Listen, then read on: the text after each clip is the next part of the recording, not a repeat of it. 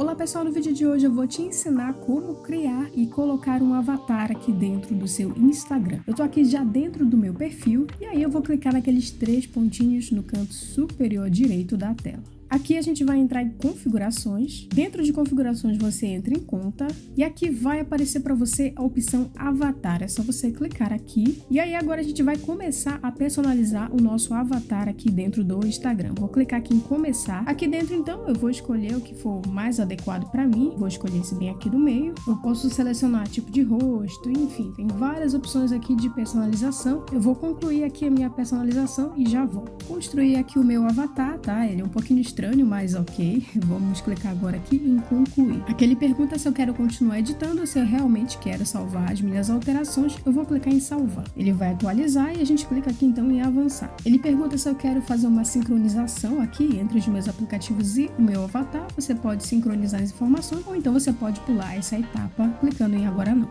Depois que você clicou em avançar na última tela, o seu avatar já está pronto. E agora eu vou te mostrar como você vai utilizá-lo. Bom, eu tô aqui dentro do Stories, eu coloquei uma foto aqui sem nada, né? Só pra gente poder usar como exemplo. Agora você vai clicar aqui nesse sticker, né? De figurinhas e aí você já tem a opção aqui de avatar. Eu vou clicar aqui e aí o Instagram vai carregar pra mim aqui várias figurinhas com esse avatar que eu acabei de criar. Eu vou selecionar uma aqui qualquer, só para a gente usar como um exemplo. Eu posso redimensionar aqui essa figurinha com o meu avatar, colocar ela em qualquer posição aqui no meu Stories. Bom, pessoal, eu pessoalmente não gostei muito da personalização desse avatar. Eu acho que ele ficou meio feinho, meio esquisitinho. Mas se você curtiu, você pode utilizar ele aqui no seu Stories. Bom, pessoal, então, muito obrigada por vocês que me acompanharam até aqui. Se inscreve no canal, deixa o joinha também e ajuda a gente a chegar aos 20 mil inscritos. E me conta aqui nos comentários como ficou o seu avatar. A gente se vê então numa próxima e até lá!